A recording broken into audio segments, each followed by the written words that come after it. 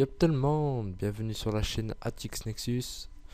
Aujourd'hui on se retrouve pour un tutoriel dans le graphisme. Donc je vais vous apprendre à créer ce logo avec un logiciel qui s'appelle Paint.net. Je sais c'est pas Photoshop mais voilà quoi. On peut tout faire avec. Enfin voilà.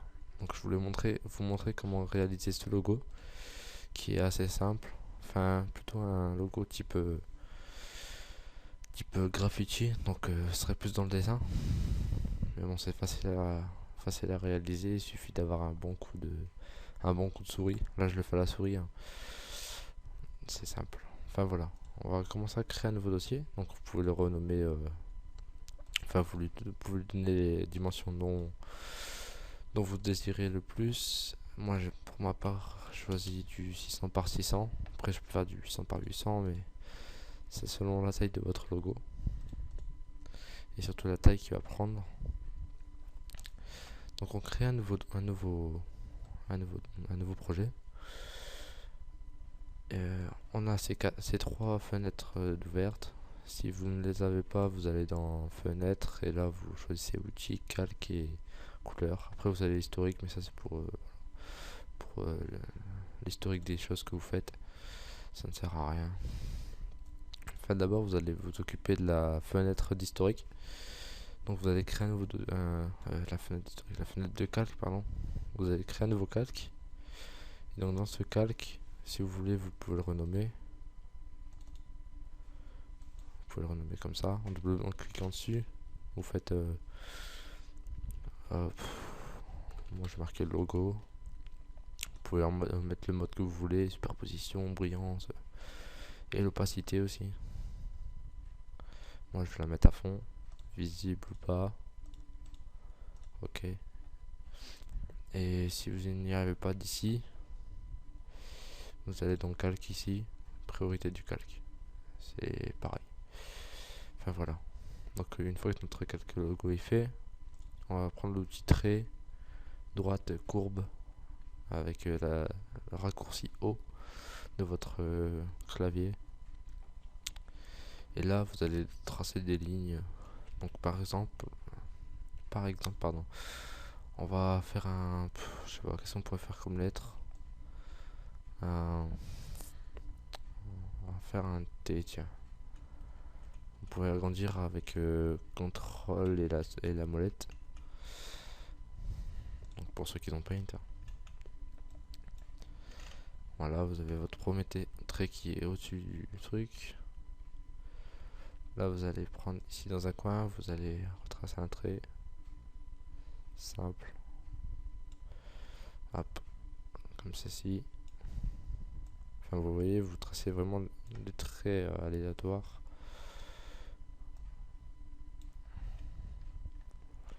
Alors c'est moche, CTRL Z, CTRL Z, CTRL Z.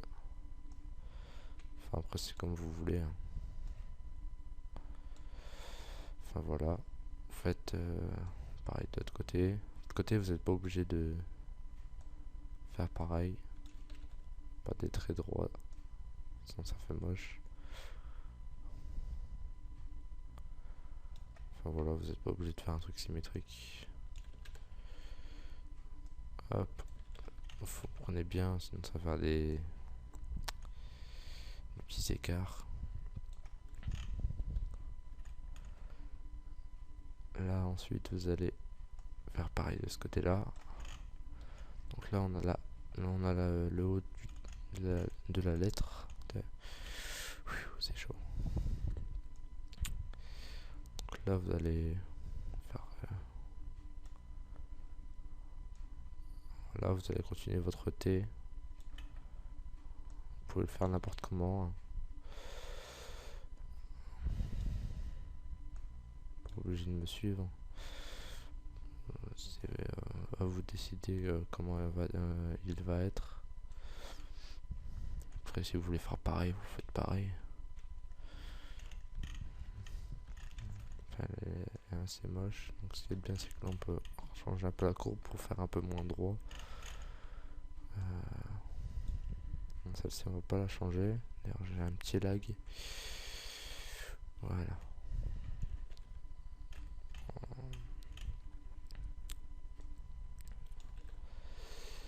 pas bon. Là il est bon. Et donc là on va faire une genre de taille. Voilà, si on peut appeler ça une taille. Donc là on va faire un truc comme ça. Là vous allez redescendre comme ça. Pour ceux qui me suivent. Là vous allez faire un trait droit. Ouais. Il est moche. Ça ressemble à rien. Comparé à ce logo que... Là j'ai eu de l'inspiration. C'est venu dans mon cerveau. Non, en fait c'est... Non. Vous savez quoi, on va recommencer. Excusez-moi. Donc des CTRL Z. On va retracer le même, sauf que on va un peu le courber. Voilà. On va tracer des trucs comme ça. Comme ça.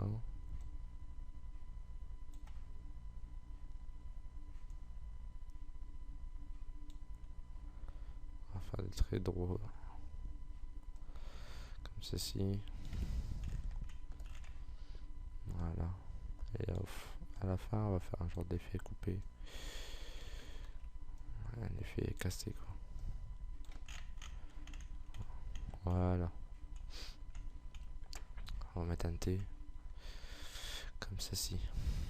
Donc ensuite, sans changer de calque, on va faire cet effet de 3D là à l'arrière. Donc là, ce que vous allez faire, c'est qu'ici il y a 2 pixels, vous allez mettre un pixel. Et là, avec Shift, vous allez choisir la rotation. Donc le milieu, vous tournez une fois. Et là, vous prenez et essayez de faire pareil. Et ensuite, vous reliez. Tout simplement. C'est pas sorcier.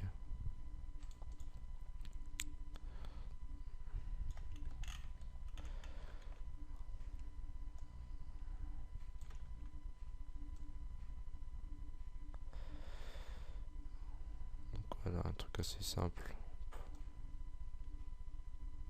Voilà.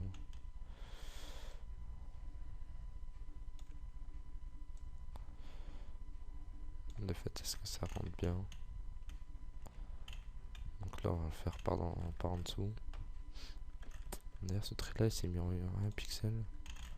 J'espère que là il n'y en a pas qui s'est mis. Ah si putain. Je trouve qu'il y en a un qui s'est sélectionné, ça le change si on modifie ici. Donc là on va mettre en 2 pixels, on va refaire ce trait là vite fait. Voilà. Et là on va remettre en 1 pixel. Et on va continuer les traits.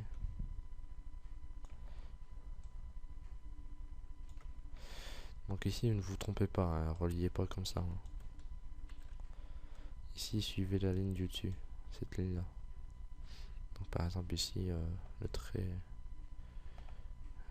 Voilà. Donc là il faut faire aussi cette ligne là, sinon on va stopper. Là, vous mettez comme ça ci. C'est assez simple dans l'ensemble.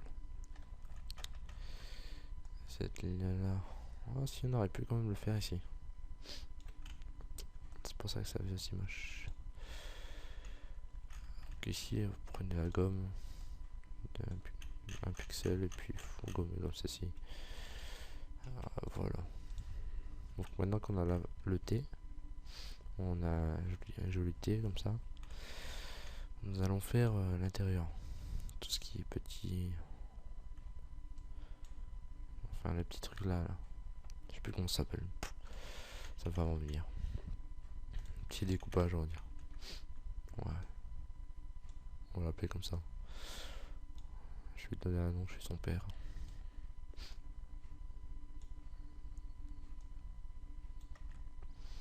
J'aurais bien voulu qu'un ami à moi soit dans la vidéo, mais malheureusement, à cause de son travail, il ne peut pas venir.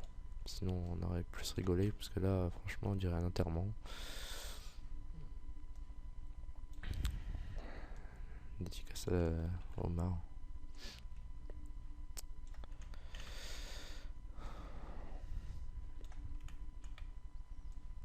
Omar le graphiste. D'ailleurs, il y aura sa chaîne dans la description.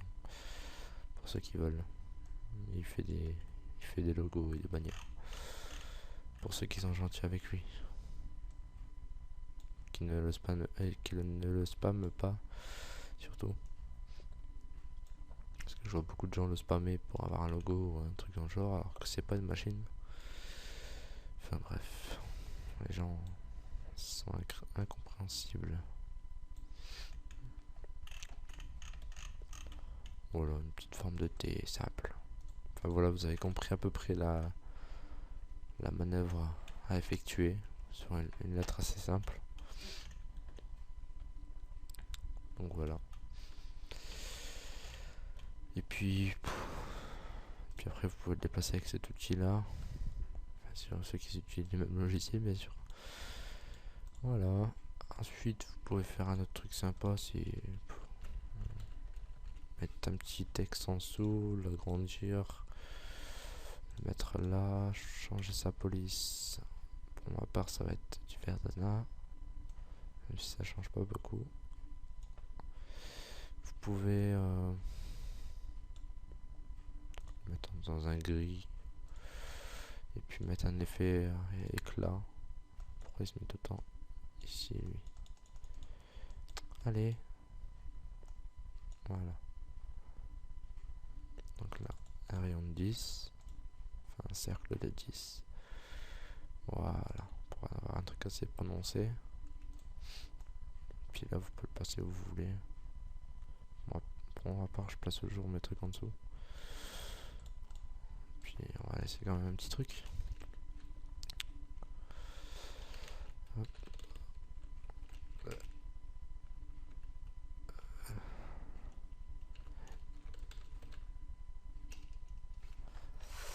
Ça bug un peu. Design. Donc ça c'est mon pseudo graphiste, hein, pour ceux qui savent pas. Enfin voilà, vous avez un logo simple. Que demande le peuple?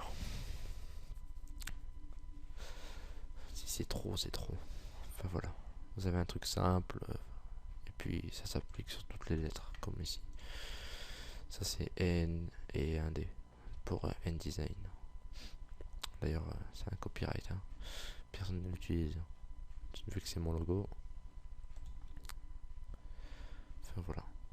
Donc là, c'est tout pour ce tutoriel. Dans la prochaine partie, on va le mettre en couleur, ajouter un fond, un dégradé, tous des petits trucs comme ça. On se dit à la prochaine et puis bonne continuation. C'était Attic Nexus. Bye.